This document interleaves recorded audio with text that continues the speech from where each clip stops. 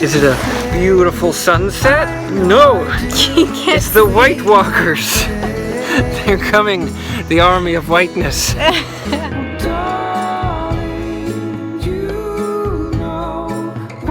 We have made it to the tip of Borneo. It is so magical. No, it's horrible. Never come here. No one should ever come to the tip of Borneo. Worst spot we've ever found, you know, like... Biggest waste of time. There's so many people here. And it's so ugly. And we got robbed twice. So unsafe. There's a prison and it's overfilling and people are escaping and living in the jungle off tourists. Okay, we're kidding. Yeah. It's the most beautiful place ever. There's probably the same amount of dogs and puppies as people. Oh, there's more. There's way more dogs and puppies. That's why Juliana loves it here already.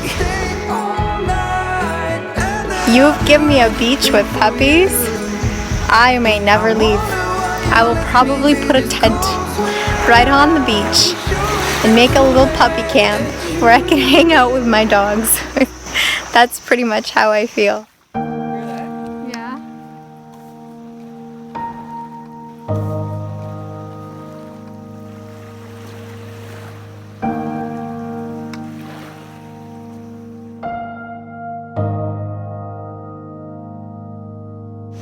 Look at the moon. So, here we are. We made it to Metanani Island in Borneo. And yesterday, we were on the other side, on the east side of Borneo, in a little place called Sepalak. This is our life these days. Napping anytime we can.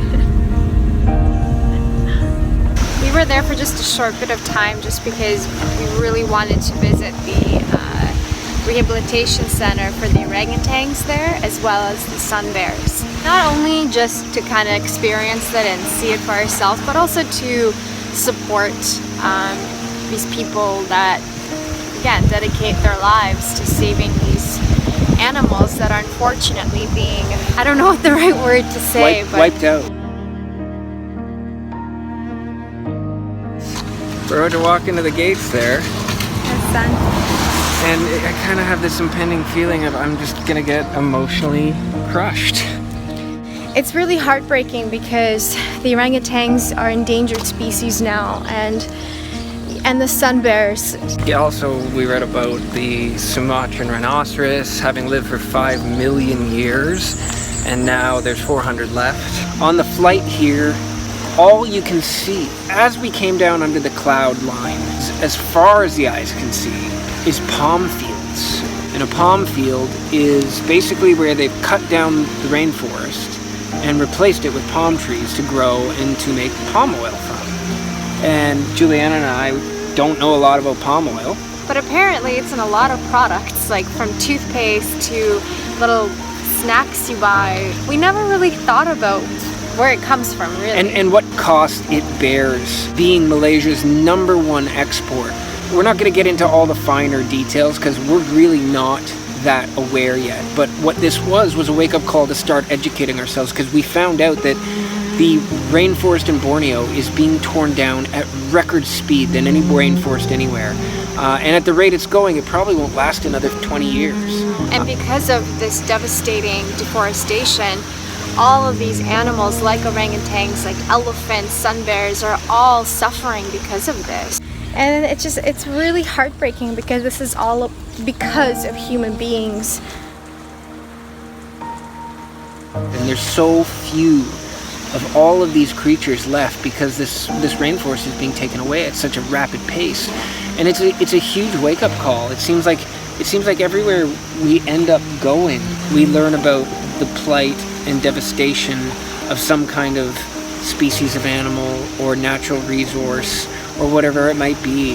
And there was a little box, there was like a Q&A, and it would ask you all these questions about animals, and you lift the door and it would give you the answer. And the last box was, what is the biggest threat to all of these species, because they had a little station for each species. And it was so telling, because when you open up the little door, it revealed a mirror.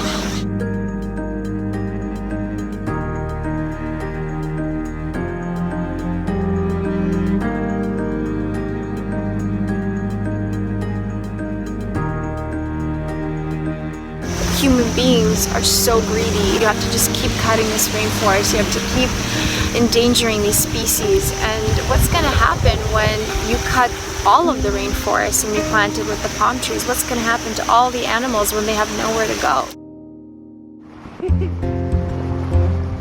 Hey! High five.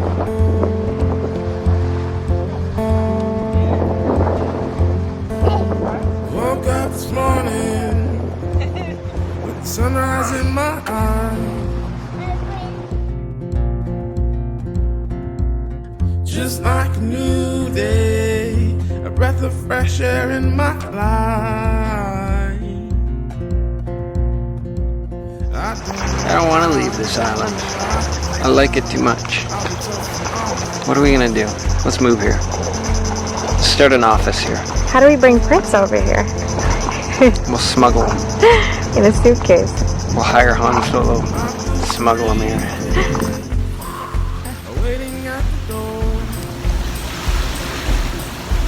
Welcome to the Mari Mari Backpacker Resort. Yay. Our home for the little while. It's on Mentanani Island. Mentanani Island, the island to which I can never remember the name. What? How do you say the island again? Manatini. Manatini? No. Manitoula? No, that's so wrong. Mantanini. Mantanini.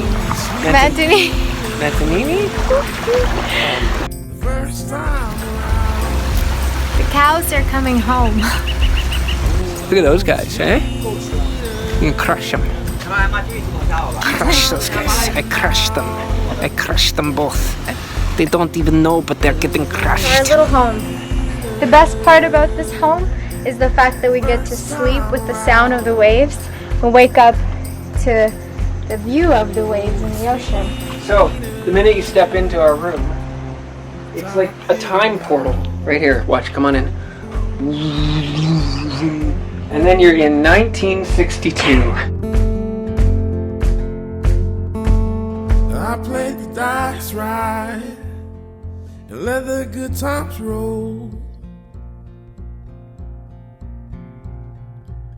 One knee Crush my head. Crush. I crush it. it's our show. Crush. That's for all the Kids in the Hall fans. I don't know how and don't know why, but I'll be toasting all my life.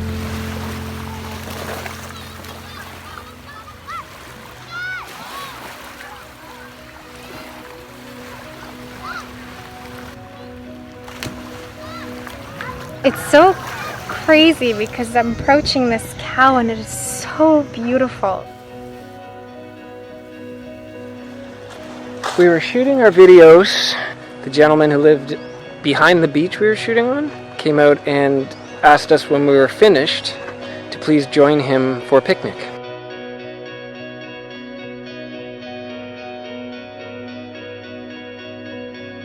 That connection is the same to me, that as if I'm petting a dog or another animal or a cow, to me they're all the same. Yeah. As he walked up to me, I thought he was coming up to be like, yeah, could you go somewhere else? This is my property. It's just crazy how high our guards were up. We've just been beaten in our head not to trust people when they're doing something friendly. So where were you born? Yeah. Here? Yeah. On this island? On the island? Wow! And it's a beautiful thing to see these animals so free on an island like this, because most of the other cows in the world are restrained to like a tiny little tunnel pretty much. They're kept in these factory farms in such horrible, horrific conditions.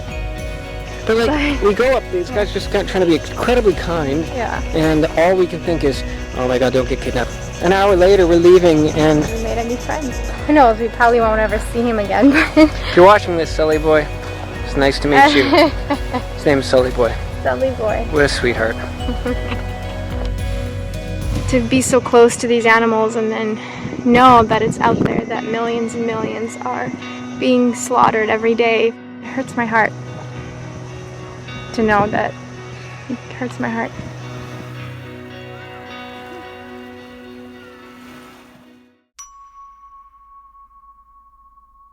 So I think the biggest things that this trip has really helped us with, I think, is it's made us a little bit more aware of our individual impact and then also our collective human impact on the planet.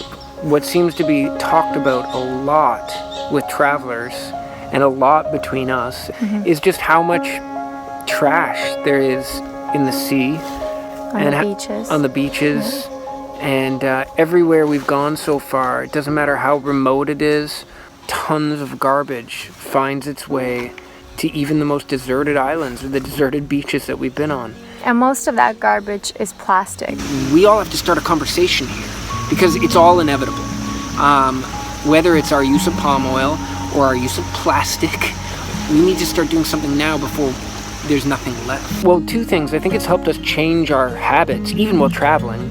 We refused plastic bags and we bought some bamboo straws, and we've been trying to do and be more aware of every decision that we're making when we're buying things. And number two, I think we've realized that discussion is necessary. Until we as people start to become more aware, start to spread the awareness to others, nothing's going to change. But the only answer is that we have to find an answer. We have to do something before it's too late, and I don't know what that is. we have to talk about it first. Yeah. And then awareness has to raise. And then solutions have to be created. And it's probably not going to be us that create the solutions, but we want to partake in the discussion now. Education is first, and we know we need to educate ourselves. Because if we don't, in 20 years, we don't know what these beaches are going to look like. We want to try and do our best. We want to try to start making real changes in our life and use that to inspire others to make changes in their life as well. We all have to each be a little bit of light. And together, hopefully, we can create enough light amidst all of this darkness that something will change. We want our children to still experience what we're experiencing. We want to keep this beautiful earth alive and healthy, and on the animals and all the species that accompany it with us to have that freedom and happiness that they all deserve. Human responsibility. We're supposed to be the stewards. We're human beings. We were given brains that allow us to make decisions and to evolve. And we evolved to plastic. Maybe now it's time to evolve past plastic. Yeah.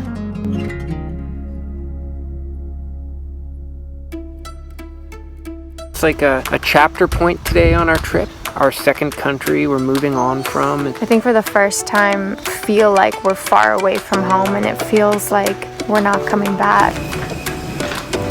Oh, we want to show you our last Borneo sunset.